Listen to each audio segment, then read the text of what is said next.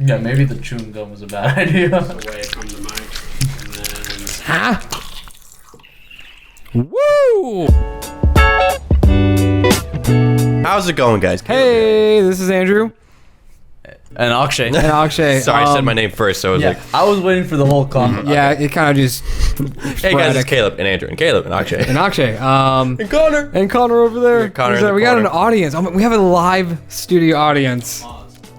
Yeah, he's. I was like, sitting you there can on his actually phone. clap if He's you gonna want. zone out this entire conversation. This is the last time I'll introduce Akshay, just in case you whatever video you stumble upon. Yeah, any other time? Yeah, You want just you are now a member, but this is Akshay, everybody. Thank you. Welcome to the channel for the third time, or the first if you're watching this for the first, or the second. He's in 3 things. We don't know when they're gonna come out, but We filmed them all the same day. yeah, we're fucking tired. Yeah. This is almost 1 in the morning, and we all have school in the morning. if the camera would stop overheating, that Yeah, would be that would have been That'd be great. terrific. So, anyways, this is long overdue. long. This ago. is very. long overdue. We finished this when the show was finished. I think like Yeah. a few days after, Yeah, and that was November. no Early December. It was That was early December. It was early December because I found out like when the show was happening that Akshay was a huge fan of Watchmen, and I was like, oh, dude, when this show's over, I should have you over and we can talk about it. And then Connor told me he was going to India for Christmas. Yeah, for the. And I entire think winter when we break. wanted to do Entire it, break. yeah, he was already gone. He was like 2 or 3 days gone by the time I like wanted to do this. Yes. And I'm like, you know what? I really want to bring Akshay on because That means a lot that you waited for me. Yeah, like when you told me you read this book right here, this thick comic book, How 17 many times, 17 times. I was like, this guy has to be on this. How many pages is that? Conversation. I've never counted. I just read it. Give me an exact count. I don't think it says exactly. It doesn't say it. It says each individual. Yeah, for each like I'm issue. looking. It Yep. says like 32. page 32. This Yeah, is 32 well- pages. 32 pages. 32 pages. All right. Well, I read 32-page book 17 times. Well, I mean, there's 12 issues, so what's 17 times? Connor. Connor. Times Well, 32. get 32 times what? 32 times 17 times 12. Do it. What's our what? Do 12 times 32 first. Just to get. Oh.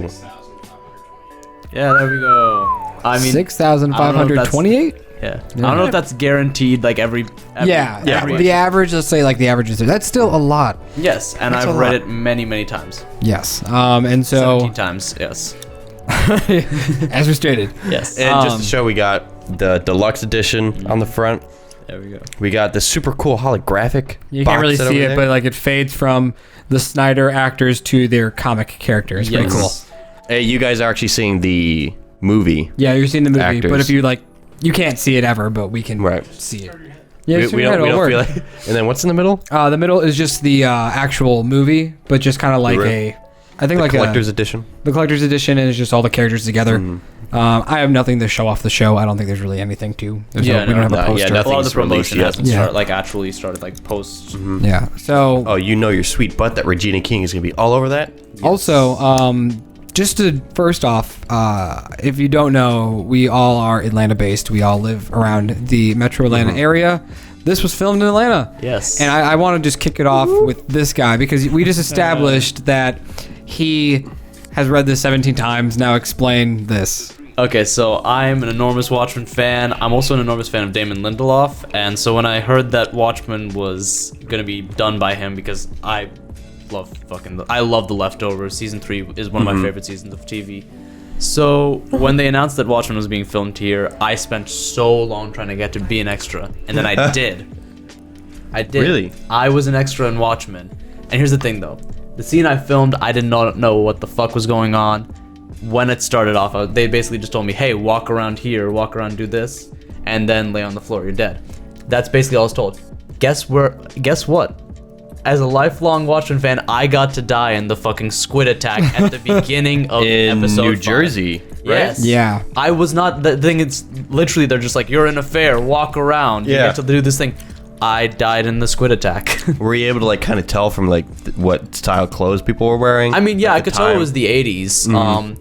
But I mean, I'm also kind of stupid sometimes, and I didn't quite piece it together. I'm like, I know that The thing is, they just told me I was dead. They just kind of told me. Yeah, they didn't want to be and like, we you're had- dying by a giant squid over there that just came out of nowhere. Yeah, because they did most of the. We had no idea squid when the thing. show was taking place at the time yet. I mean, I knew vaguely. I mean, vaguely they'd done like all the press things, like, and Damon Lindelof had that lengthy, sort of letter on Instagram where he sort of said that this is going to be responding Continuation. To, yeah, Yeah. continuation, responding to our current era. So there was a lot of speculation at that time that like kind of confirmed like okay, like this is going to be a continuation. This is going to take place in 2019, all that stuff.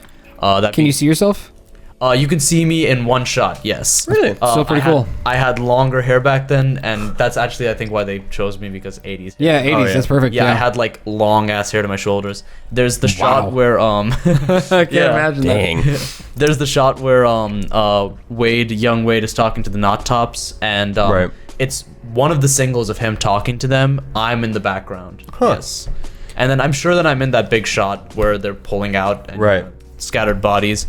But obviously, How long did you have to lay to be dead? a decent amount of time. that. That's set for you. Very tedious. Yes, it was very tedious, but that's the job. That's the life of an extra. Yeah. But yeah, when that's more screen time than Caroline. When Sorry, you- couldn't find yourself. told me that story, I was just like, wow, that's fucking awesome. Yeah, that's like a bucket list thing that I never knew was a bucket list thing. It's like if I knew I Yeah. could die in the fucking psychic squid attack, Yeah. I would be like, okay, everything that you've ever lived for is worth it. like my dream So cool. would be an extra on something related to the Muppets. Yes. Like I would fucking kill myself after that. You are a I'm like, I victim can of fucking die happy. the Kermit massacre. Yes. great no matter Kermit how I massacre. die in real life, I'll always know that I died by the psychic squid. Put that on my attack. tombstone. Yeah, I died from yeah, the you died squid He attack. died by a in the psychic squid. 80s. But I guess we'll just kick it off.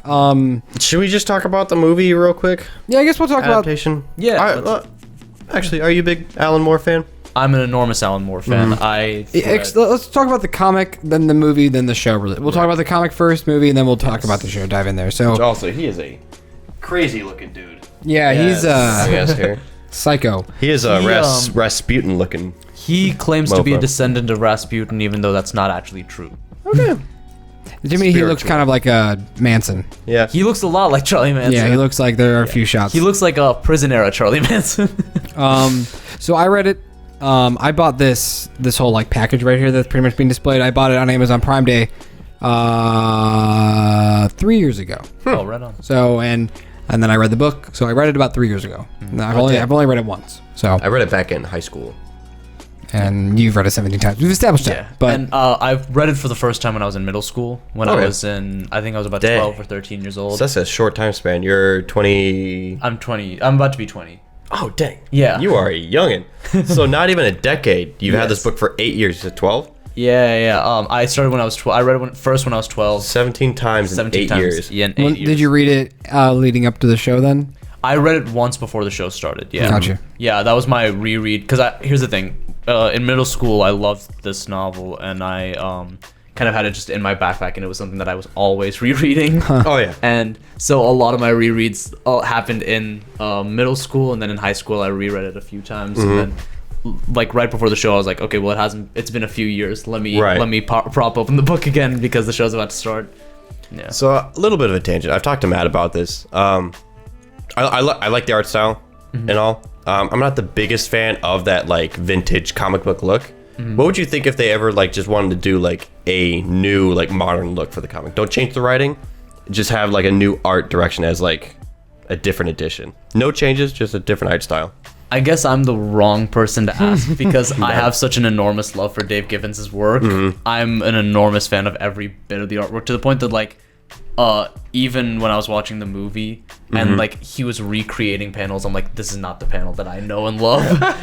Like if anything, I was more So like even if it was literally like every panel was the same, it just was HD'd pretty much. Exactly, You still wouldn't be a fan because you I would like not the be a fan. simplistic of when it came out. I love the simplicity of Dave Gibbons' work, and it's not even just this. He's actually a very complex artist, and I love it's still his- beautiful. Yeah. I love John Higgins' coloration.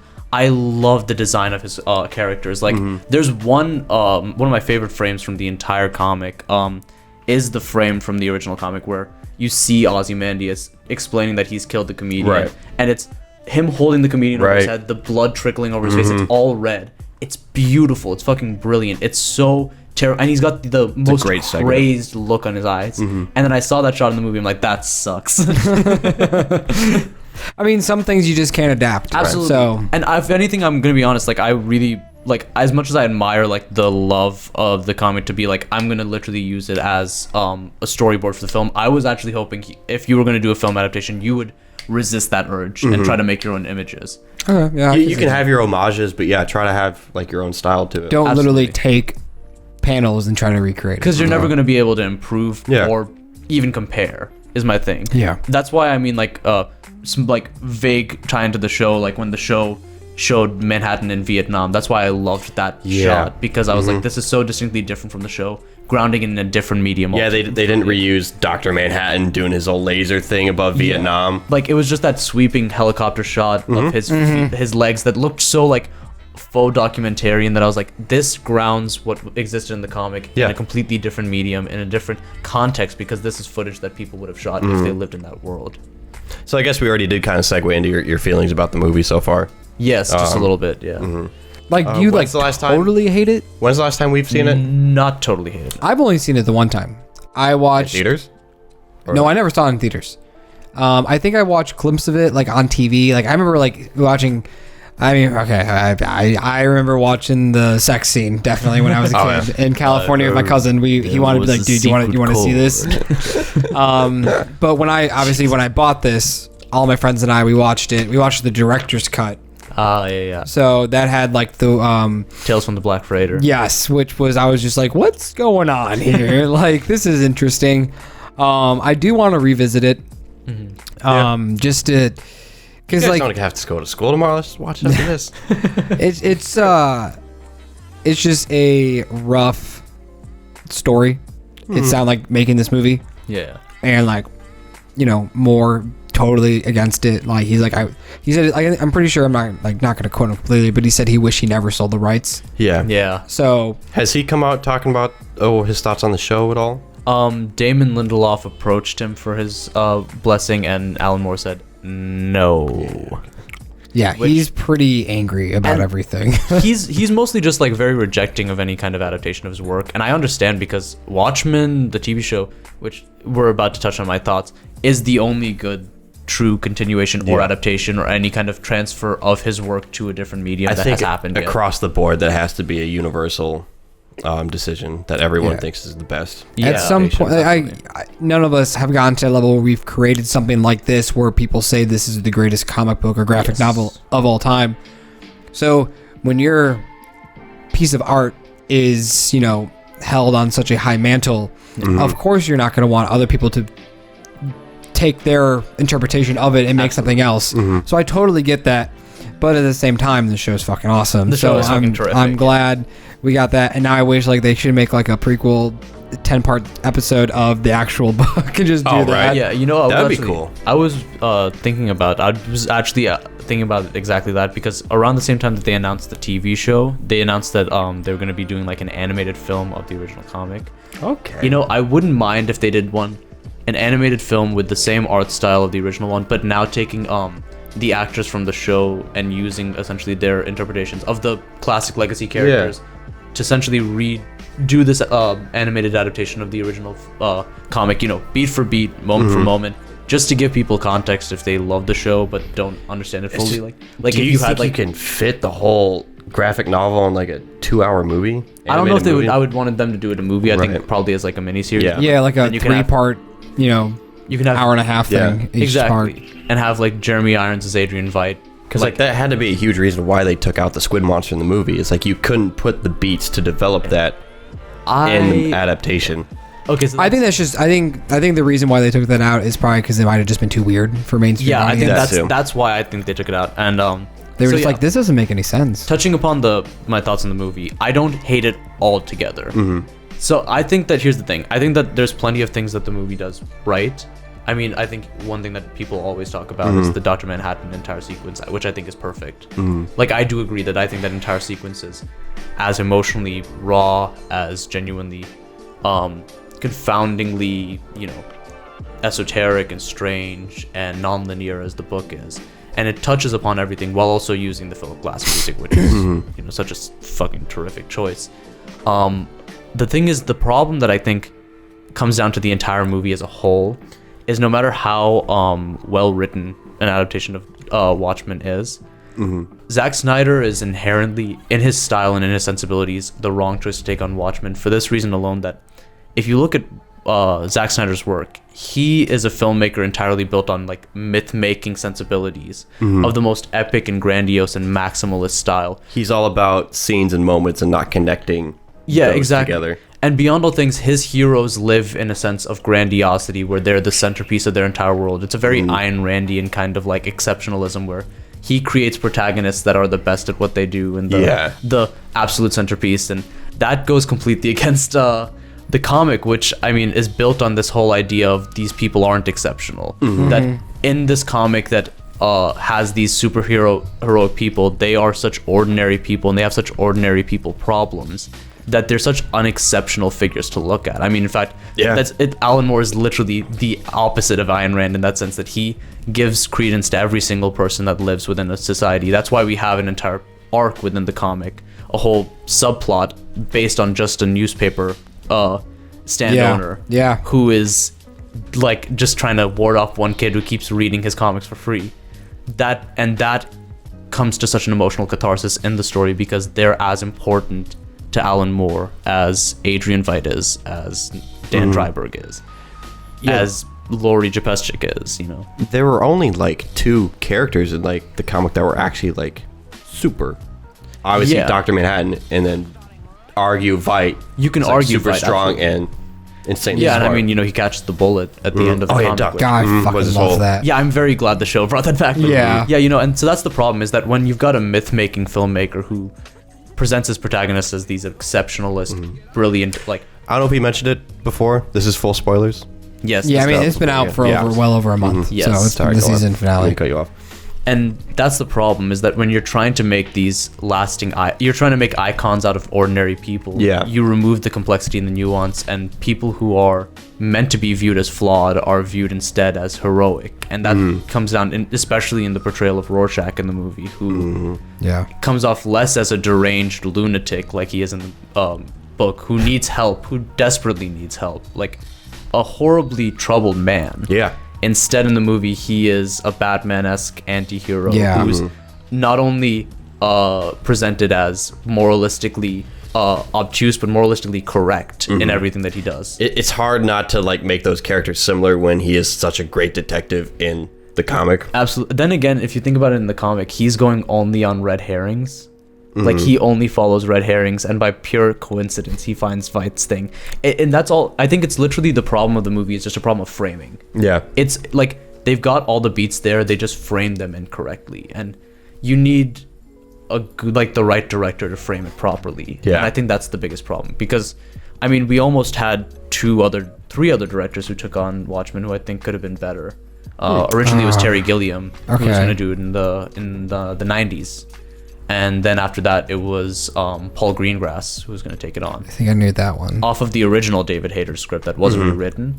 And then after that was Darren Aronofsky. Okay. Wow. Yeah. That would have been. Yeah. That would have been something. Right? That And would've you know been what's something. interesting? We actually know who Greengrass and Gilliam had casted for their movies. Gilliam had casted Robin Williams as Rorschach. Whoa. Yeah. Wow. He had casted Jamie Lee Curtis as Laurie. Okay. He had see casted... that. Yeah, I can see that, right? He'd casted Kevin Costner as Night Owl. Okay. Yeah. And he casted Gary Busey as the comedian.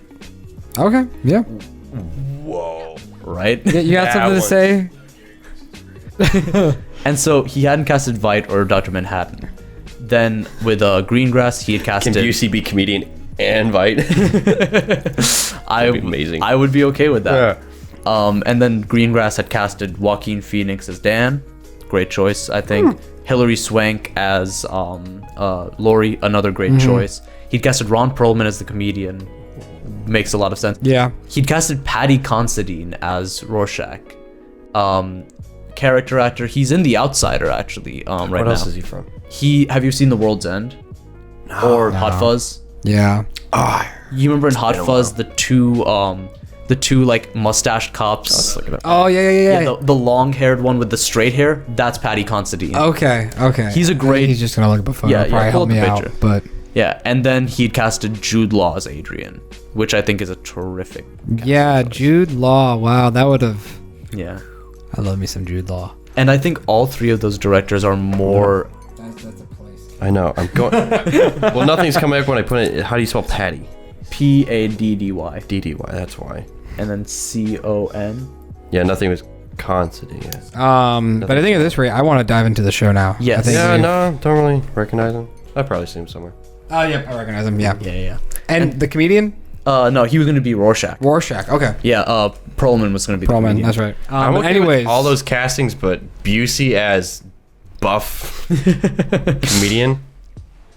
we're getting into the show now Yes. because we I talked love about. this because this is like the first half of this was like an interview. It felt like Yeah. it was really nice. Talking about Akshay and his history with Watchmen. Yes. And now we're here to talk about 9 I guess episodes. Just get into our general 9 thoughts episodes. Yes. of the show. Absolutely. It was definitely, and I'm a huge Game of Thrones fan. This is my favorite TV show of the year, hands down. Season 8 was such a disappointing Game of Thrones, and Mandalorian was great, but Watchmen just blew it out of the water. Yeah, I'm just trying to think of all the TV that I watched this year. I guess for new TV, I think Watchmen. I remember like when I saw the trailer for it, I was like, okay, like I really didn't know. I was like, it looks like it's not really connecting to the movie at all.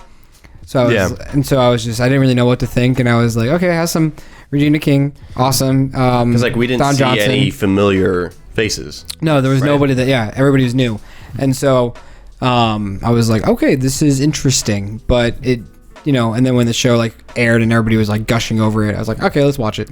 And TikTok.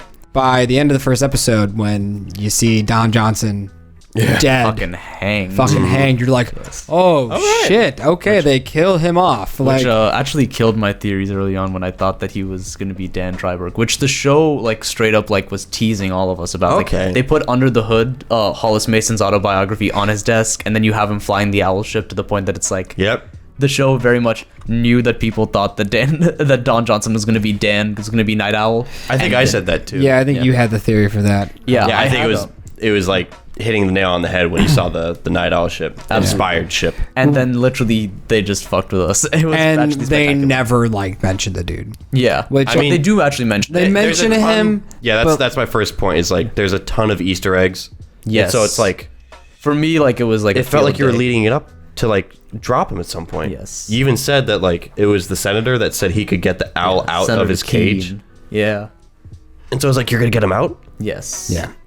Yeah, I guess that was my biggest gripe. My biggest gripe with the show is I wish it was like an episode or two longer, because at the At end least of one more maybe. at the end of episode 8, like I was like, everything's gonna go down was in that like the an. Dr. Manhattan episode? Where it was just him and her yeah, at the It was at the very end. It's when he's getting sucked into Right. the. He's like, A god I'm walks sorry, into yeah, Avar. and he runs in. He gets sucked into the whatever that machine was. little teleporter. And I was just like, how are we like, I was like, we're building up. So can we have like an episode where like he's trapped the whole time, and then maybe like the 10th episode's like the finale? Like, can we just have like a little more tension? Like I thought like, because honestly, as much, because Dr. Manhattan is such an annoying, lovable character. oh yeah. Like it's a love-hate relationship with his character. I think there's a love-hate relationship with all the characters. Yes. Watchmen, you that's have what's up. omnipotent power. Why are Yeah. you just standing in front of the gun? Because like I That's could what's I could so only have brilliant about imagined a conversation with the dude. Yes. And like the episode where he walks into the bar and they're having a conversation,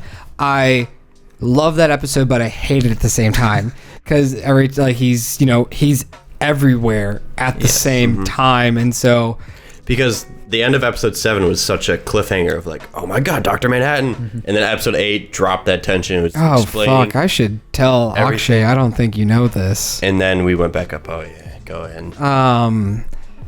Caroline, my ex-girlfriend. Oh yeah, you mentioned this. Oh, vaguely. oh, You I- mentioned this vaguely, but back then we didn't. The show hadn't aired enough for you to be able to Okay. tell me Okay. what she spoiled for you. What did she spoil for you? Oh, I knew who Dr. Manhattan was the entire Oh time. my god, how? Because she saw him on set. She was on the season She showed finale. him the picture of the actor that was playing him. She was like, "Who's this Yaya guy?"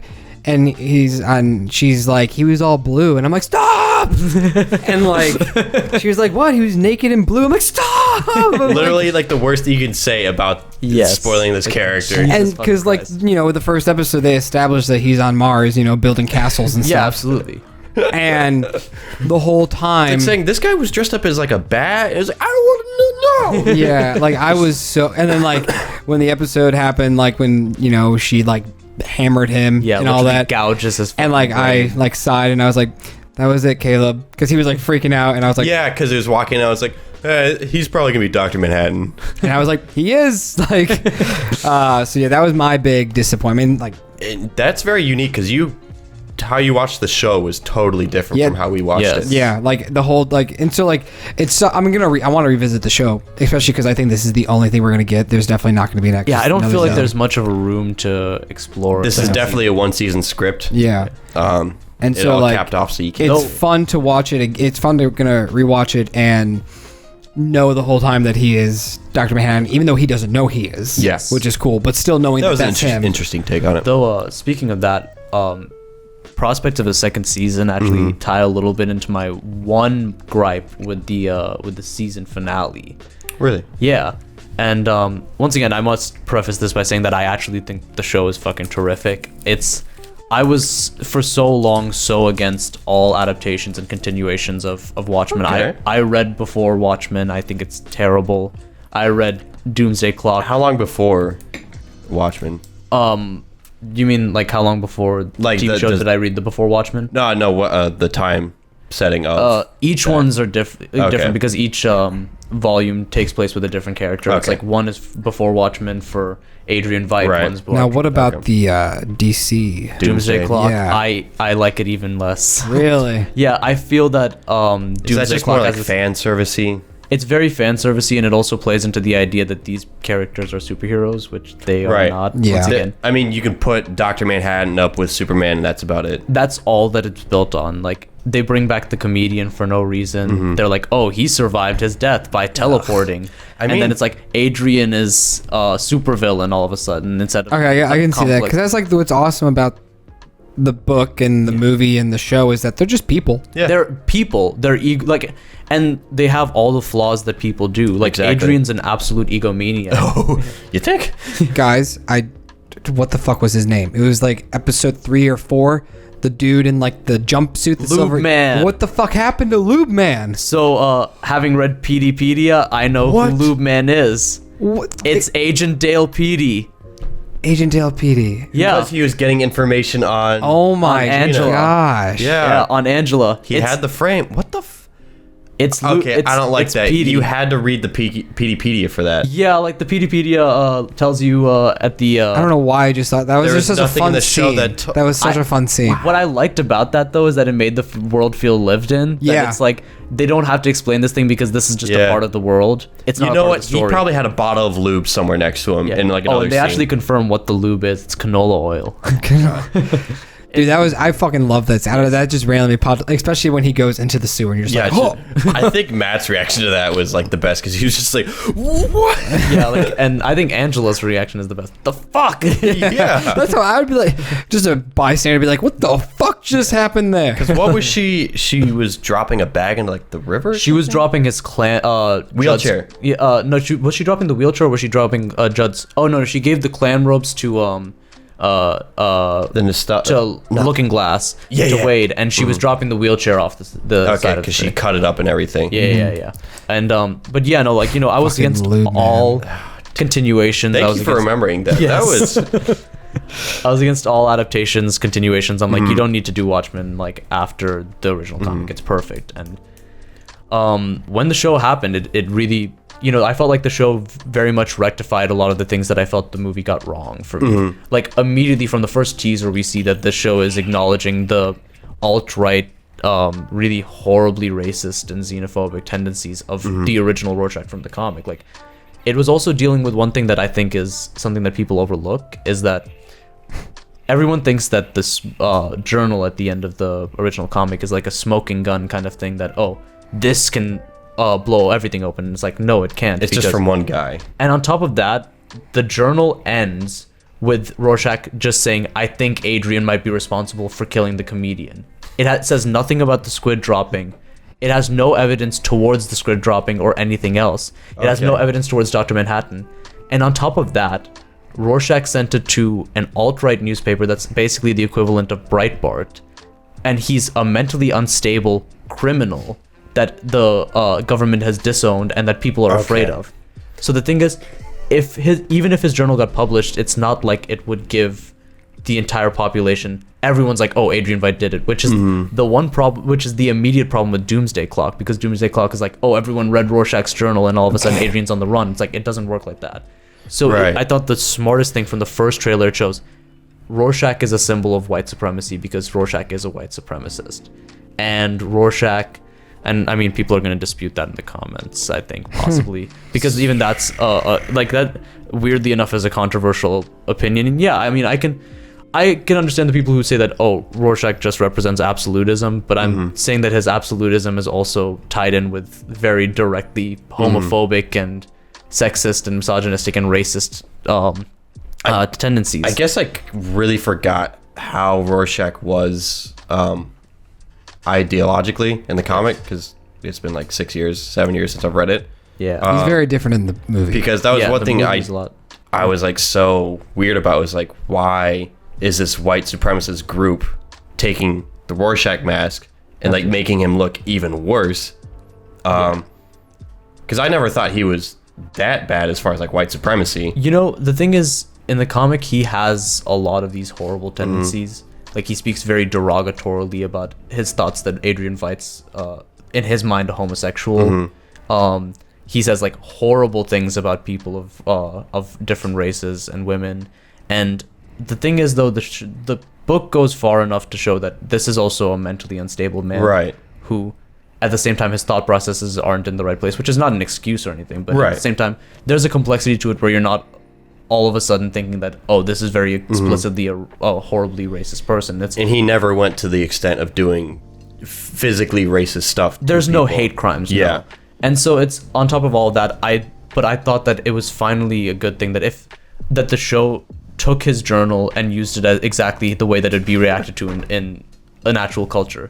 It'd be followed by the worst of society. Yeah. It'd be taken as a tone while the rest of society waved it off as nonsense, because it would be nonsense. And that makes a lot of sense, because my biggest question after this is, why did the show take the whole idea of race and inequality in past crimes that were committed by terrible white people? Because like when I read the Watchmen comic, the last thing I thought of was race inequality and racial issues, And you know, I think it's an and incredible. that makes a lot more sense. Absolutely. I think it's a really amazing angle to take. And I think it brings up a lot of things, because I mean, I'm Damon gonna step Lindelof's, on that, and my sock is gonna be wet. So thank you. Sorry. Damon There's a lot of Lindelof's water. whole reasoning, he said, he's like, you know, one of the most prevalent issues that is still like hitting the country right now is Also, the that makes a division ton of for- sense. It's with the division. time. Yeah, he wanted to topical. reflect the time period, and he wanted to reflect because one was Cold War anxieties, where Americans demonized the Russians and the Right. fear of the other. Yeah, that was the huge idea of the I liked how comic, this was the took Cold place War. in modern day. Absolutely. Yeah. I Like think- it picked up yeah. in 2019. Absolutely. That was, Did Tulsa have any connection to the comic at all, or was that just No. because that was a huge moment in history that they could stem the show in? Oklahoma does. Tulsa doesn't specifically. Okay. Oklahoma is where the police riots happened that led to the Keene Act being passed, which Okay. stopped Right. vigilantism. yeah, I thought that was an interesting place for the show to take place. Absolutely. Even though that it was downtown Decatur. Yes, it was literally. Which funny thing is that like every single time they were in the Dreamland Theater in the show, I was like, that's Plaza Theater. I know it so distinctly. And Yeah. I was like, it would take me out for just a second before And I like snap where back Dr. Manhattan's phone was, like that's just like that little garden area. Yeah, where the like, little gazebo is yeah. in downtown Decatur. Yeah. My friend literally had an apartment right next to that place. I'm like, I know where that is. That's Yeah, funny. Caroline was pretty much on the season finale, so like she knew everything. She was one of True's. Like, Yeah, oh, really? she was Right. one of True's The like. lab No way coat to guys. choose people. Yeah, Oh yeah. Speaking of, Did she ever find herself? Or see you, herself? like when there was like a wide shot when it showed like everybody, she was like, "That's me," but like it was like really tiny. Her, Yeah. but That sucks. But yeah, as I was saying, there's one. Once again, I think the show is tremendous. There's one flaw I do have, like Okay.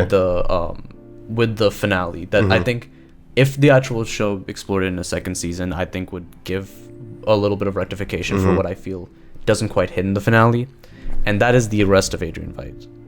I feel that this is a moment that's played in the show as very triumphant and played as very, very like, oh, they're... And here's the thing. The show has made a very important point throughout the entire season about how the discovery of truth is better than the hiding of it for the sake of humanity. And yet, the problem is, Adrian's arrest, while it will bring about the truth, which is what the show has espoused, that shouldn't be a triumphant moment because of the fact that we saw what happened when Wade figured out that everything he lived was a lie. He was dejected, he was horrified, he was practically a shell of a human being and felt everything that he'd lived for was a lie. That would be the world for the next 10 years. And so it's not it's not good versus bad, it's taking 10 years of horror and trauma versus continued lying. Another 10 years. Another like 10 they've recovered from that. Of a new new kind of trauma that the world couldn't have prepared for. Where how many people died? In the original comic, it was 3 million. Okay, so half a Holocaust. They brought that up in the comics, right? Something about like a Holocaust. Yeah, I don't actually remember the exact number, if I'm being honest. That's one of the weird things that I don't off the top of my head. Basically a Holocaust. Yes. And a size event. Exactly. In one day. So the world would then have to grapple with 15 years of trauma of dealing with the fact that they were lied to by Adrian Veidt. Yeah. And if anything, that's what I would like to see a second season explore, is the world then having to hit the reset button after all of this, that Adrian Veidt's arrested, having to do with the fact that... That would be so confusing. What did you think all about the Jupiter moon and him being trapped in I loved all the Europa scenes. I think that... it's Europa. Yeah, Europa. Titan's another one. I think that they strengthened the character of... That's one thing I will say. Like, the show gave rectification for two of my favorite characters from the comic. Because my two favorite characters from the comic are Laurie and Adrian, and I think those are the two characters that are messed up the most in the movie. I think that Matthew Good is not good as Adrian at all, and so I got two perfect performances of those characters. And I think that what the show manages to do is they actually manage to expand on both the characters in such a logical and well done way. Yeah. The way that they presented Adrian as this character who's so thoroughly living for the striving of being, of conquering, of winning, of succeeding, and having an opponent fits so well with his mentality in the show. One thing, and in the comic. I don't know why we did this. The third or second last episode, we watched all through the credits, and then there was like an end credit scene. Yes, that was episode 8. So you watched it? Only one. I did. Okay, because I was like, we were kind of just like talking about the episode, and then we were like hearing noise, and then it cut to a scene, and we're like, wait. We have every a bad habit with the shows we watch is that we just skip after the credits because we don't assume anything's there. So I was very lucky that we found that. And was that correct? Like, was the candle implying a year has passed every time? Yeah, every episode pretty much was a year for his storyline. Pretty much, because it was a total of 8 years that he was there. Yeah, yeah, and that's the thing. I feel that strengthens his character so thoroughly, and also it's just that Jeremy Irons is a perfect Adrian. He's so terrific. He fit the character so well. Even when he was making choices that I wouldn't have ever imagined for Adrian, he knocked it out of the park. I love when he did the play. Yes, that was good. I love the whole Crookshanks, let's see those damn tears. The whole like steampunky feel of like his inventions too. Yes. Yeah, it was and really I cool. love Jean Smart as Laurie. I think she so thoroughly captures the dejection that Laurie feels throughout the entire comic. And why did she leave Dr. Manhattan in the comic again? Was it just because he was dehumanized? Technically, he left her. What happened was, first they had an enormous fight because she was essentially grappling with the reality of the fact that her entire life lives as she described it, as just like a plaything for the world's most powerful man. Like, she's like, I'm there just to keep him calm so that the FBI doesn't lose control of him and can keep him happy. And so she watched as her whole childhood, her teenage years, her early adult life was controlled by a narrative by her mother, where she's just the next Silk Spectre. She's an image of her mother's hubris. And then when she found out about her father and blah blah blah, which happens later in the comic, though, you know, like, and she's essentially grappling with that she is just an image of her mother's hubris, and then she becomes just an accessory to Dr. Manhattan. And it's during she doesn't have like her own identity. Exactly, and she's grappling with that, and it's during a scene where they're having sex, but he is using a clone, a decoy, to have sex with her, and she just says, "This is fucking." That would fuck with your mind. This is Yeah. fucked up to the point that I'm another chore just like your machines, that I'm literally here for no reason, that I've got no one here who cares about me, and I'm just kind of going through. That's when she runs back to Dan. Well, she runs into Dan and then meets up with him, and they start a bit of an affair. And it's around that time, though, that Manhattan appears and takes her to Mars. Right. And while she's there, she's trying to convince him to come back because nuclear war is impending. Right. That's when she finds out about the comedian as her father. And then both of them return to, and it's through that I thought you were throwing something. it's through that discovery that leads Dr. Manhattan to realize that there is the chaos of humanity that can Right. still be beautiful and intriguing and horrifying at the same time, that it can instill more than just cold detachment. And so the Dr. Manhattan. I know. And then they return to Earth, and after Vight's plan, Lori is distraught because she can't cope with the idea that she has to keep this hidden for the rest of her life. And Manhattan leaves. He leaves to go create new life, which he does in the show. And you're Right. I like where So her I like that was a her fun where sequence. her character picks up. Yes, And I she's- love them. And I like her dildo. From the Peteypedia, that is called Excalibur. Oh my That's god, fucking of course great. it is. That fits in with like the whole like medieval feel of Europa too. That is funny. And it's invented by Dan Dryberg himself, Mr. Night Owl. What? He invented the dildo for her. Wow. As that- per Peteypedia's that specifications. is beautiful. Okay. Oh my god, so does that mean Night Owl is getting cucked by Dr. Manhattan still? And he is fine with that. We haven't really talked. I want to talk about Regina King. She's Terrific actress. she killed it. She's yeah. so incredible. And Angela's such a terrific character. I feel that. Oh, yeah. Connor's 2 cents. A perfect way to write a strong female lead Yes, in general. Oh, fuck me. Again? Yeah. No. No, pause it. Yeah, we'll pause it. All right, we'll be back. And we're back.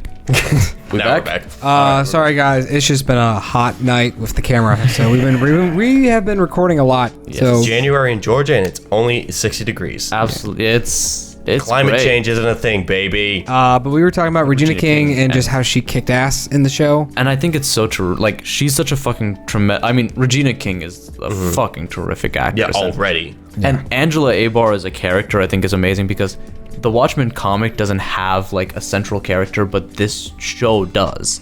Every arc, even when we've got a solo episode for Looking Glass or a solo Yeah, there episode are at for least Regina.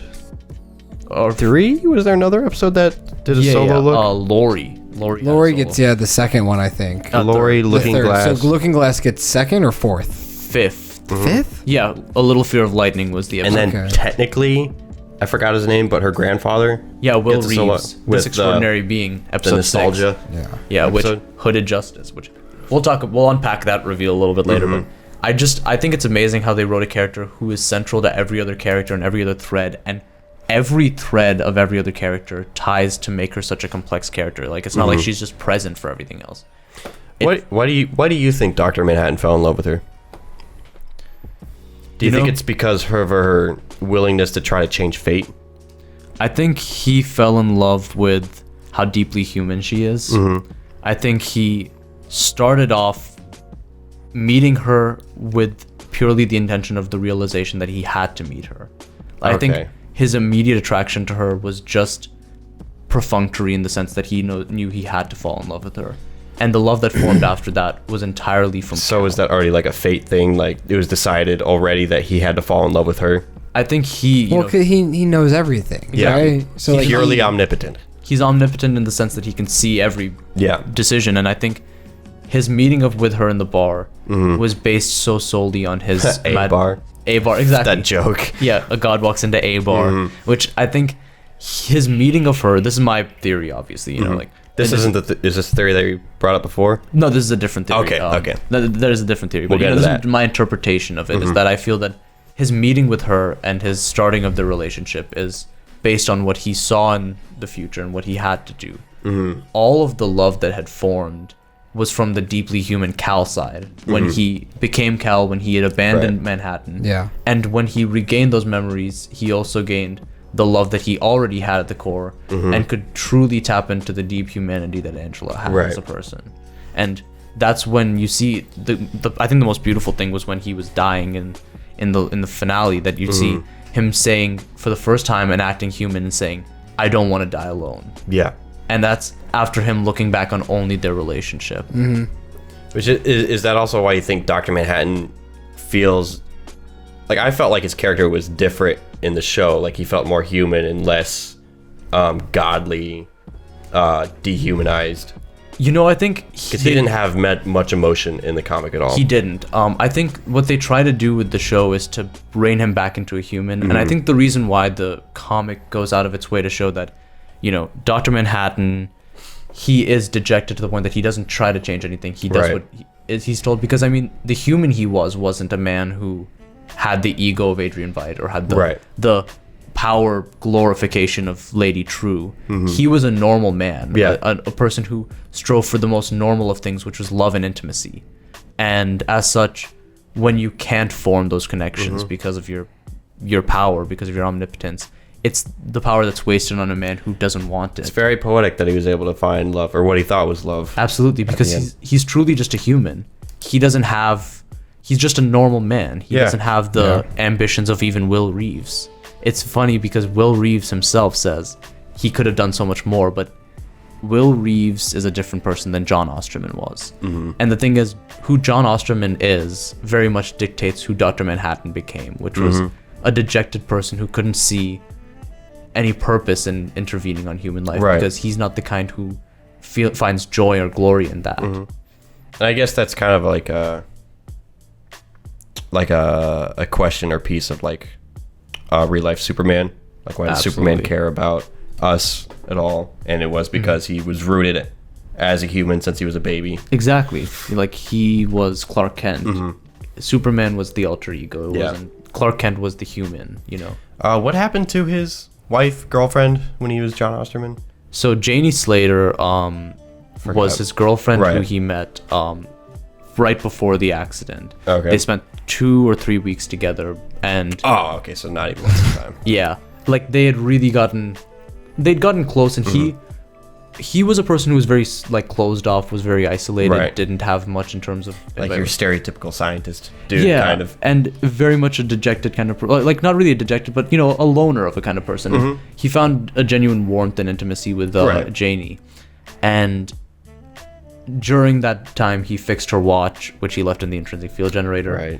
It was during that time that he went in, got changed into Dr. Manhattan. That was it took him a month to bring himself back together? To bring himself back together. And after that, they continued their relationship, but he slowly started to see himself never aging, but her aging day by day, that he's saying that, in my mind, my life will pass on beyond her. That's when he started his relationship with Lori, who was younger, who was attracted to him, who...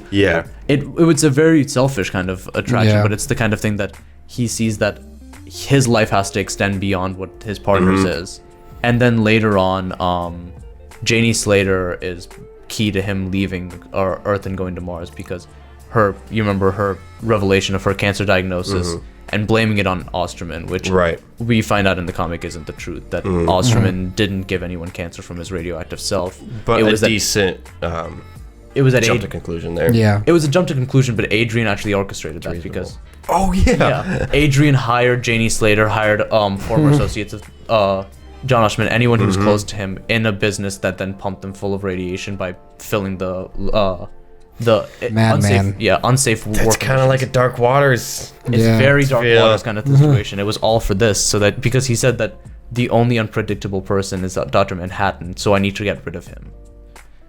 In a way, Veidt was his Lex Luthor. Yes, he really was, and it's such a well thought out, and that's what's so brilliant about the comic is how well thought out his plan is, how grounded in everything we've seen in the comic is. You know, you were talking when we were like having the camera cool down. The missed opportunity that the show had. What is it? This is lore heavy, but in episode 6, This Extraordinary Being, we see the origin of Will Reeves as Hooded Justice, which I think is the most terrific thing that the show did. I think it's such a challenging yet brilliant examination of the source material.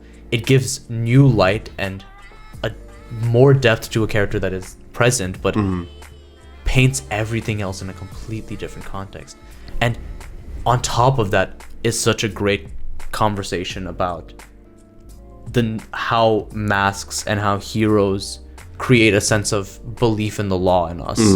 And which is, I mean, I think the greatest commentary on the superhero and a genre. huge overlying theme of masks in the show in general. Yeah. Exactly. And I think that's where because, you know, Will Reeves' continued watching of Trust in the Law, the Bass Reeves Right. film, is so thoroughly tied into that idea of the superhero genre and how it can instill a false sense of justice in the world in people. And when he brought up that movie again, he hit, like, how he told the ending was different, right?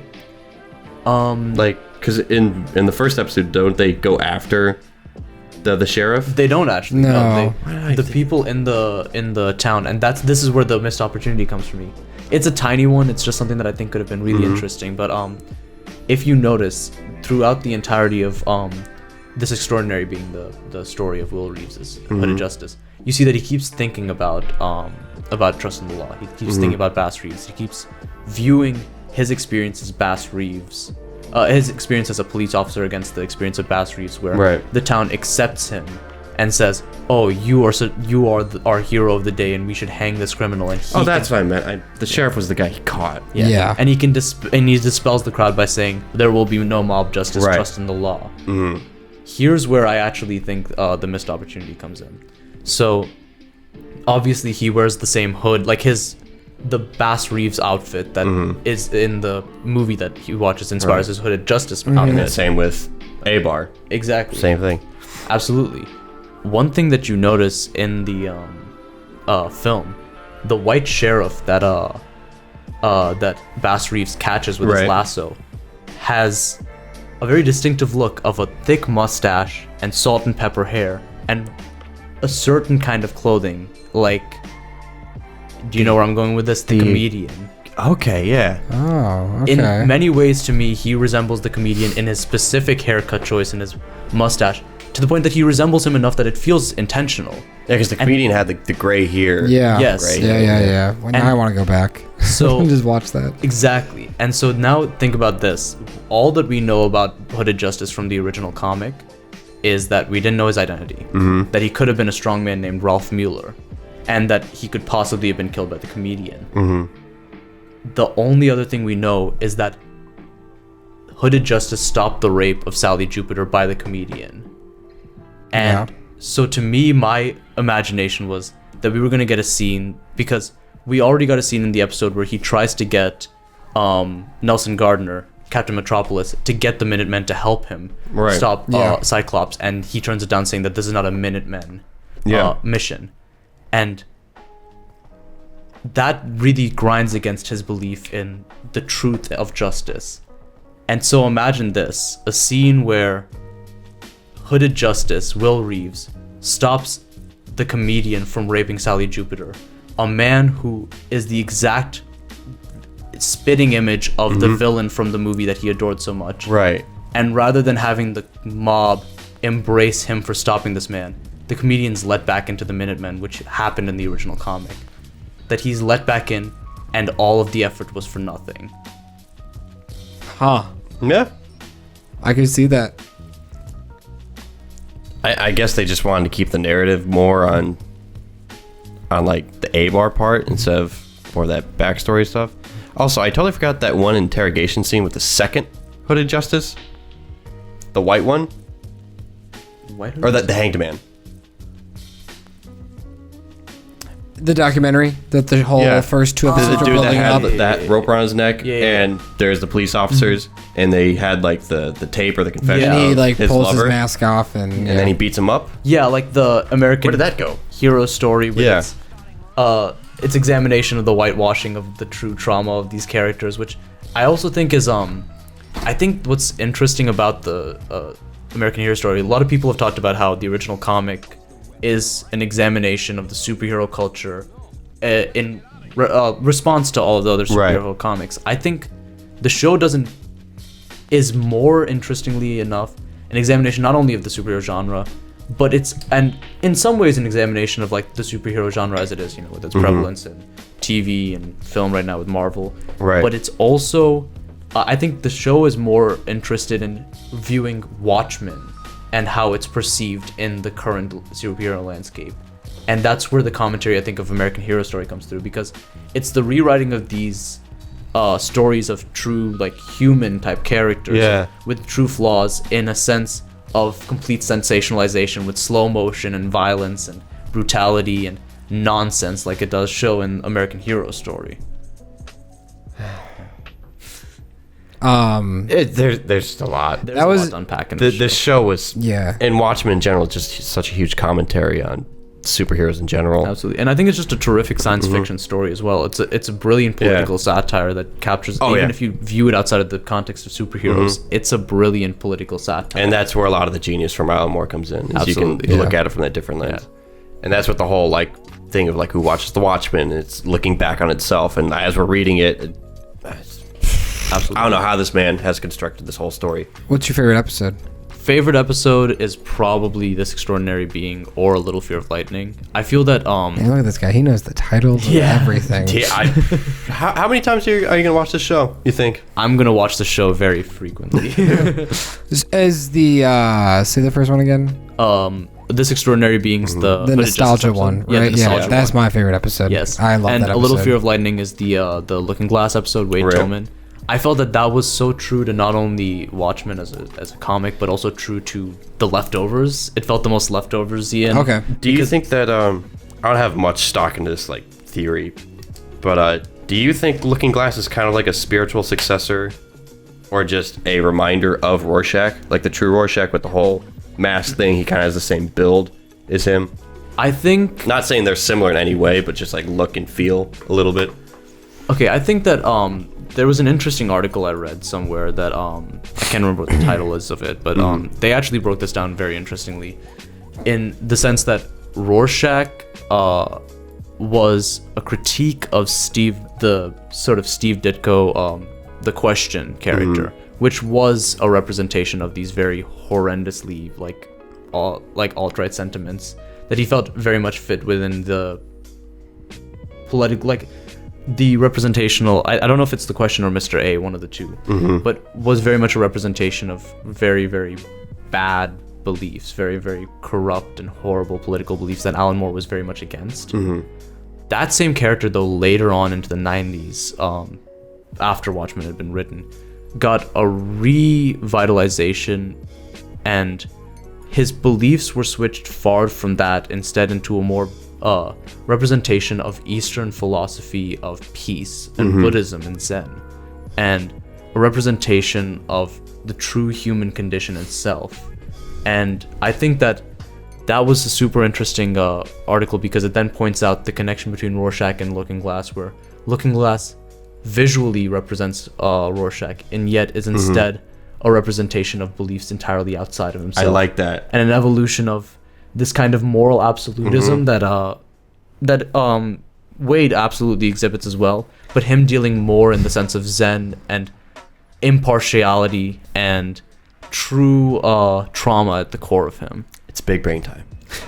So, the man that his true origin was in when he was in the mirror maze is a mirror of Rorschach, who died around that time, within the same hour. So in a way, when Rorschach died, Looking Glass was born. Yeah, Looking Glass. A totally different Rorschach. I like that. That's kind of cool. I'm glad Because we have Rorschach- Akshay here. Rorschach died like 5-10 minutes after Veidt deployed him. Or deployed after he squid. deployed the squid. It happened right after, and like lightning speed, I just want to say, like, there's so many brilliant things in the show. Nicole Cassell's directing is incredible. Stephen Williams is directing on This Extraordinary Being's phenomenal. So much incredible. How many different directors do they have? Let's see. They had Nicole Cassell, they had Stephen Williams, they had Steph Green, they had Frederick E. O'Toy. Was it a different director every episode? No. Some came back. Okay. Like Nicole Cassell directed the first two, and A God Walks into A-Bar. Stephen Williams directed the third episode, She Was Killed by Space Junk. I can't remember who directed the fourth one. I can't remember off the top of my head. I mean, it's Oh wait, it was okay. Andrich. Oh, it was Andrich Parik. Yeah, he remembers. Yeah, no, I remember. I remember. You remember? Yeah, he was also. It was directed by Andrich Parik, who was the cinematographer of the pilot. Steph Green directed episode 5, which is A Little Fear of Lightning. Stephen Williams directed episode 6, This Extraordinary Being. Episode 7. I don't remember who directed that one. I love the whole idea of the cops having to wear masks. Yes. And then having their guns locked in to Yes. their vehicles and Which- have to get On the panda permission. dude. They're just like, don't ask him. That's so crazy. That's what's so incredible about the show is that it did something really fucking brave at the start of it to explore in our current political landscape, which I mean you can't talk about the show without talking about politics. Yeah. Yes. Our current political landscape of a world that's unfortunately turning so thoroughly towards fascism and towards intense It's kind of like an alternate look of radical like, our future conservatism. could kind of be like this. exactly. Fucking And, I mean, Robert Redford. and that's the crazy Robert Redford. You know, because not only in America do we have Trump, but in India, you know, there's There's a lot of stuff. India has had their Trump for twice the time that America has, and he's done twice the amount of damage. Literally, while we were there was just constant rioting around the country because Modi, the prime minister, just passed a law to remove citizenship from all Muslims in the minority. Jeez. And so the thing is, you see that we're in currently a world that's pushing towards intense conservatism and fascism. It's interesting how the show decided to flip that and push a show in America that was thoroughly under a liberal regime for many, many, many years, and show that at its most extreme, any kind of bipartisan exploration can be the worst. And that form goes of with Rorschach's absolutism. Yeah, It's absolutely. like staying on one side. Exactly, which the even the comic critiques that absolutism, extremism in any form is very much not the way to go. It's that terror of the idea where you take one stance so hard that you start to ignore all the faults that can come from it. That middle grounds are so important. Which kind of sucks because I could see like any normal person could watch the show and totally enjoy it, but I could see people that are radicalized, like white supremacists, see this show and they're like, oh, this is an attack on who I am as a person. Absolutely. And that can further deepen people that are already on these sides. Absolutely. And the fear is when people watch art and think that that's enough to validate the worst tendencies in them. You could also be afraid to watch the show and have that a white supremacist watches it, and when they hear the white supremacists giving their speeches about this and thinking, oh, this show finally is speaking to me. Right. Yeah. That's the fear, and That's scary. It's like the damage you're doing with this piece of art that you had no intention of that. It's You just very- want people to enjoy this show. It's incredibly risky work. I mean, you can't take on these kind of topics without an incredibly deft hand, and I'm so impressed with Damon Lindelof and his team for being able to take on these with such nuance. Yeah. Because there's never a moment where you actually feel like it's such a balancing act, and he pulled it off so spectacularly. Do you think that this was successful? Ratings wise, it was pretty successful. Yeah, I just feel like I haven't heard any backlash. I there was just a feel lot like I didn't know if a lot of people watched it. Yeah, I don't know how you They said that there was rate the success of TV shows. Per Yeah. se. it depends. I mean, depends on what you're aiming for. Like, Right, you know, and something viewership. like The Leftovers. It's just hard to compare to movies because movies, it Exactly. made this much money. Exactly. It's a Yeah, success. it's always hard to understand awards, TV. yeah. And The Leftovers got a lot of its success from its critical acclaim, which, you know, if you look at, which I don't really look at Rotten Tomatoes for a metric, but I mean, if you look at The Leftovers season 3, 99%. You mean you're not okay with Certified Fresh? You don't think that's a way to rate your watching experience? I'm not to throw my friends under the bus, but like Jacob and David, they like watched the first episode and they were kind of like confused, so they haven't come back to it. Well, And have they read the comic at all? I have no idea. If anybody, I assume I David. mean, would. David's a huge DC guy, so I would assume he.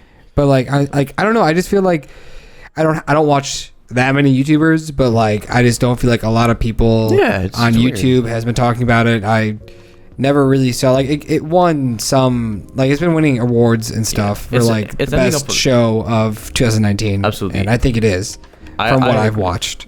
But it's just I don't know. Like I hope that more people, maybe this will be a thing where people watch it later on And that's what's the and they'll be like, ratings. oh have kind of- fuck, like absolutely. should have watched it then. But And that's what's kind of the ratings have shown because over time with DVR and on demand, the pilot jumped from 1.9 million viewers on the first day to 7 million viewers Okay. overall. Yeah. Yeah. That sounds And like a big number. I Yeah. hope that's and further great. to 9 million, which is a lot, you know. Yeah. And the show's gotten a healthy amount of viewers. The thing is, and I've seen lots of think pieces about the show. I've seen a lot of end of year lists with them winning. I've seen, you know, what was it? I can't remember where it won, but both Regina King and Gene Smart won for the show recently. And then on top of that, I mean, in terms of backlash, the only backlash I saw was from alt-writers on the internet who immediately, like, review bombed before the pilot even Say came anything out. bad about anyone on the left or right. Well, I hate when Extremes. people review a show based off the pilot. Yeah, exactly. Like when there's like when I think the show first came out and it had, I don't remember the score, but I'm like, how could you have a score for it when you've only watched the first episode? Exactly. Like, exactly. I mean, that's how reviews are and everything. I think Yeah. movies is just perfect because it's just 2 hours, but like video game reviewers, same thing. They don't have the time to you play a game. play the all first way 5 through. hours of a game and then you're like, this is mediocre. Oh, not even. Like the first 30 minutes, Yeah, hour, yeah. IGN review up. It's like, that's garbage. But Yeah, it's complete garbage, and that's the thing. I mean, and then on top of that, you know, it's politically potent material, and it it's And hopefully this is still pertinent 20, 30 years down the road. Absolutely. I mean, God, I hope it isn't. You know, I mean, like, Well, I meant like people will understand absolutely. the No, time. I know, absolutely. I know. What you Yeah, mean. hopefully we don't have these issues 10 years from now, 30 The problem years. is though that, you know, just like the show shows with 1920s until now, the same problems exist. That's the problem. We have to just keep reminding ourselves and being aware of the worst tendencies of society so that we can avoid them hopefully in the future. And when they rear their ugly head again, we got to remind ourselves even more. And not to get like too political with it, but like I think like with the Obama administration, we kind of just forgot, like we all thought, oh, like we're not racist anymore. Yeah, And that's so it's like really reared its Yeah. ugly head again. It's like, no, these problems have been here the whole time still. that's the worst. That was one thing that I remember I taught to so, you know, I grew up in Suwannee, Georgia, in Forsyth County, which is a strange area because We are in the deep south. we are in the deep south, and that was the stranger area where it's the middle ground between like pure south and urban Atlanta. So it's the area where you get a lot of rich white people who put on a good face but hold a lot of really Yeah. derogatory sort of views. So basically Don Johnson and his Very much Two like God, appearances I this year. love that shot when she opens up the closet and Yes. the KKK outfit. You're just like, yes. very much like Don Johnson playing racist people that's this happened year. a lot this year. Is he Knives, typecast now? Please no. He's a great actor. yeah, Knives Out, this and A lot Talk About looser and Hunger. Knives Out, but But funny. as I was saying, you know, like You have a great perspective because I joked about it in the podcast. Like the first racial diversity is like you have a totally different viewpoint I on appreciate this it, stuff. man. And I mean, you know, it's because, you know, I've lived it for so long that Yeah. it's very much, it's a view coming from basically my own experience. And the thing is, I remember when Trump, during the 2016 election leading up to it, I remember I was talking to a friend of mine, like an actual acquaintance who I hung out with outside of classes, who I was there, who said he wanted to vote for Trump, like if he could. And I told him, I asked him why. And he says, well, you know, he didn't trust in Hillary, he didn't trust any of Right. this. And I said, well, and he's like, well, why do you hate Trump so much? And I said, here's the thing. I'm like, I'm acutely aware that the world didn't get better in the time that Obama became Right. president. It's just that all of these pernicious, horrible beliefs were pushed down because we were in a society that had accepted Exactly. progress, and we'd accepted change, and we'd moved towards And hope. Yeah, it's hope. You know, it's hope, and it's the dominant mindset that we'd finally Yeah. been living in 8 years of genuine progressivism. Yeah. Which And like it's good to hope, but like It was just kind of building up. Like when we you're just only didn't notice hoping it. and not do anything about it. Yeah. And I mean, you know, the biggest thing is that underneath the surface, when people with pernicious, horribly racist beliefs that are just lie under the surface live in a society that is moving towards progressivism, they start to bash against it because they've lived in relative power for so many years that's what Trump essentially, that's what Trump took a hold of. That's what he claimed and built his entire He played the game. he played the game, and he spoke to what were basically a disenfranchised group, which they weren't disenfranchised, they were just white people who wanted their power back. Yeah. And that's Really? that's the biggest problem.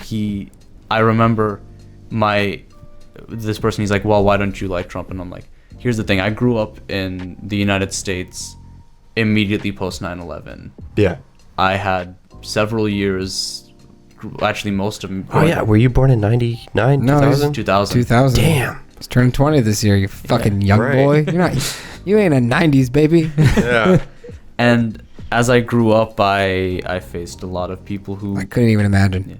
Oh god, yeah. were immediately after the attacks of radical Muslims. Yeah. We were living in a country who was so raw from a wound like that they weren't confident enough to tell people that it was wrong to be mean to brown kids Yeah. and to be racist to brown kids, and that was completely okay. And so then Obama came along. It gave this hope. Yeah, that's to, so much worse for you. I totally forgot about that. Yeah. And Jeez. And even though are you Muslim? I'm not. I'm Hindu, but Okay, the thing but like is, even like you're brown, so you look like you Yes. could be Middle Eastern Muslim. And that's like what we've just been taught. Like, I felt like. exactly, the it's a last whole 20 years. generalization. Yeah. Just like for a lot of white people, all Japanese, Chinese, Korean are the same. So the thing is, I remember I told this person, and I'm like, once Obama came into power, I was very acutely aware that these views hadn't changed in people's minds, but finally we had lived in a country where it wasn't acceptable. Yeah. And the moment Trump gets back into power, you have everybody coming out of the woodwork, and it's acceptable again. everyone that's been hiding for 8 years. Yeah. It's society pushing back and reeling against any kind of like move for equality that we've had, and Really sucks. that's I think the fear at the core of Watchmen in many ways. Yeah. Is Look that at what this show is making us talk about the last 10 Exactly. minutes. Really, like it. I think that's really what they want to do, and that's as what's well, so is to terrific about get it. the conversation started. That's what's so brilliant about the show is this. All of this is so present and so prevalent Fuck, I now. think I'm going to go rewatch it now. Yes. If there's anything that you guys at home can glean from this, it's what do you say? There's nothing harder than being a white man in America.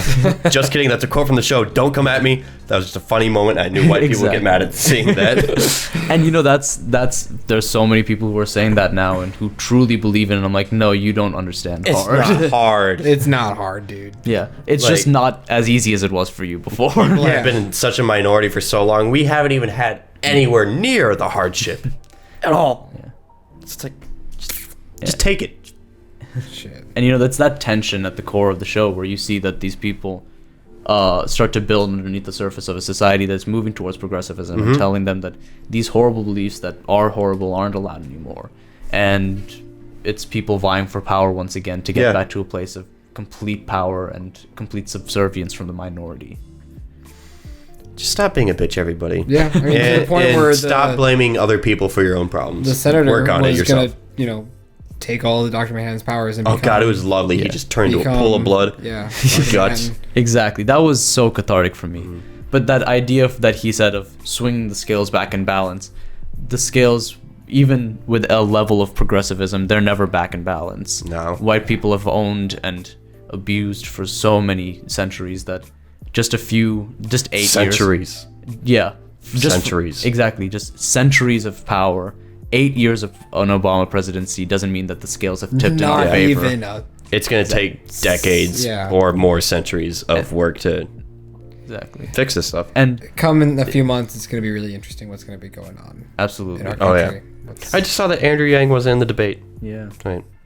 And you know, fine. speaking once again on moral absolutism, what isn't the answer to equality is not to give us back everything, tipping the scales completely in one direction. It's No, finding the middle It's ground. balance. It's pure poetry. equality is pure balance, and that's all that at least I need. I don't need anger. I don't need.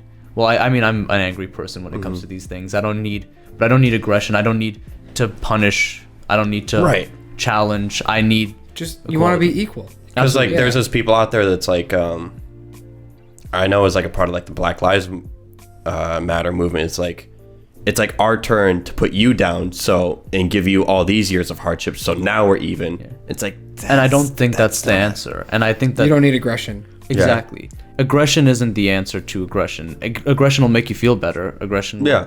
will But not for the long term. not just for long term. A little bit. And that's the thing. And you know, I've done my whole life of aggression, and aggression is the answer to aggression. So when you deal with aggression, you got to know how to then give aggression back. But that's the problem, is then you then have to think about, well, this isn't going to change anything. When can I get equality? And equality is pure balance. And that's, I think, once again at the core of the show is, I mean, literally, like, there's the speech that Will Reeves gives at the end where he says that wearing a mask doesn't cover the pain. You know, wounds need air to heal. If we can end this podcast on a positive note, it's not a podcast, but it feels like it. I think we are, like, this younger generation. One good thing about Trump is just how everyone is paying attention. It's making people aware more and aware of everything. Yes. I think us and the younger generation is seeing the world around us being more active in pursuing a more balanced system. I could be ignorant to it, but I think we're heading in a good direction. I do think that it's a kick in the ass. It's pushing people towards a place where we have to be more prevalent than we were, and we have to be more persistent in politics than we were. Because I mean, the biggest thing that I hated to see in the 2016 election was so many people who were like, I hate both sides, so I'm not going to vote for anybody. Exactly. It was really, it was hard. Exactly. Neutrality is complicity is the problem. That's the thing. When you face political extremism, if you don't choose either side, then you're responsible for the outcome, no matter what. And that's the problem, is that people unfortunately now realize the folly of taking a back seat. They threw their vote away pretty much. Exactly, because they're people, like, you think it's a broken system, but at the end of the day, it's not. You know. Right. And the worst part is that I saw so many people who didn't even think that it was a broken system. They're like, it'll be fine. Oh yeah. And there's a naivety to think that it'll be fine. Right. And it never will be fine if you don't try to make it fine. And I get the idea of being like, because were you in Illinois for the election? No, I was down here. Okay. Oh. Like, Illinois is a very blue state, so like people that want to vote red, it's like, well, I'm not going to make a difference. Like the whole electoral It's like, college, it's like a whole system. You could though, because you have your swing states. Absolutely. So you never know. And plus, if everyone has the mindset of like, oh, my vote doesn't matter, then that huge chunk of people, your vote does matter. You times 100,000, or have that same mentality. That's 100,000 people that are like, my vote doesn't matter. 100,000 people votes do matter. So You know what? Does any vote for your 2020 election, Yes, people. definitely vote. Definitely please. vote. Are we all just going to drown from rising sea levels and burn in wildfires? Is all this work we've been doing? Here's the thing. Choose the Can we do candidate nothing? for your future. Yeah. If you want a future to last for 10 years, then choose a fucking Republican. Stay informed. Stay informed. Always please, be everybody. skeptical. Search for knowledge. Hang out in the garage with your Lamborghini. And just be nice to everyone, please. That was also not a statement to say that all Democrats are good. That's not the truth. Right. I'm just There's you bad should just people on always every you should side. just look at everything. Absolutely. You should, and like take I the get, totality. And we're don't take- overeating. So okay, we're out of here, guys. I hope you sticked around to This the end. was Watchmen. This has been Andrew Caleb. and Akshay. Peace. Bye.